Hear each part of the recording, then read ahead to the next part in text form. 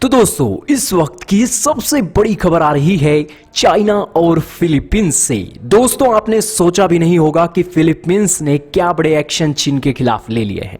Philippines ने आज कहा है कि चीन से दान में मिली अनअप्रूव्ड वैक्सीन को वो लौटाएंगे। दोस्तों फिलीपींस का ये कदम बहुत बड़ा माना जा रहा है क्योंकि इनके जो फिलीपींस के राष्ट्रपति हैं उन्होंने यही वैक्सीन लगवाने के लिए माफी मांगी है कि मुझे माफ कर दीजिए कि चीन की वैक्सीन मैं लगवा रहा हूं। हालांकि दोस्तों ये इतना बड़ा एक्शन आखिरकार क्यों आया है, तो इसके पीछे का कारण भी बहुत बड़ा है। पहली बात तो ये है कि चीन की वैक्सीन इतनी ज़्यादा एफिशिएंट नहीं है। सबसे घटिया किस्म की वैक्सीन दुनिया में किसी देश की है तो वो चीन की है। अब आप कहेंगे कि घटिया क्यों है? घटिया इस वजह से है कि चीन ने ये वैक्सीन तो तैयार कर दी लेकिन उसके देश में कोरोना वायरस के केस ही नहीं है, तो आखिरकार वो वैक्सीन टेस्ट किस पर करेगा? और इसी के चलते दुनिया के देशों में फ्री ऑफ कॉस्ट में दान में दे रहा है और उसी के चलते वैक्सीन टेस्ट हो रही है उन देशों में। और इसी के चलते फिलीपींस में भी टेस्ट हो गई, पाकिस्तान में भी टेस्ट हो रही है और अफ्रीका के देशों में भी टेस्ट हो रही है जो गरीब देश हैं। और इसी के चलते ये एक घटिया मूल की वैक्सीन है जिसकी एफिशिएंसी दुनिया में सबसे कम आंकी गई है। हालांकि चीन में 16 कोरोना वैक्सीन पर रिसर्च और डेवलपमेंट जारी है। ना जाने इनकी वैक्सीन कौन लेगा जी। ये तो 16 वैक्सीन बना रहे हैं और 2 को सिर्फ मंजूरी मिली है। हालांकि इसने अपनी सेना को भी ये कोरोना की वैक्सीन लगा दी है और इन सभी बातों के बीच कई छोटे देशों को यही वैक्सीन डोनेट भी की गई है। लेकिन अब फिलीपींस में चीन की साइनोफार्म वैक्सीन को लेकर विवाद हो गया है।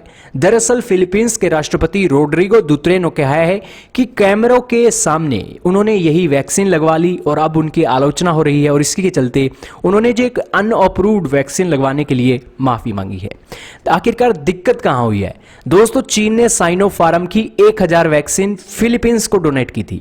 WHO के नियमों के अनुसार वैक्सीन बनाने वाले देश के अलावा इसे उस देश में भी मंजूरी मिलनी चाहिए जहां यह सप्लाई हो रही है। साइनोफार्म को चीन में तो मंजूरी मिली लेकिन फिलीपींस में अब तक भी इसे हरी झंडी नहीं मिली है और राष्ट्रपति ने मीडिया के सामने यह वैक्सीन लगवा ली और इसी के बाद उसका विरोध शुरू हो गया और उसी के चलते अब विरोध हो रहा है।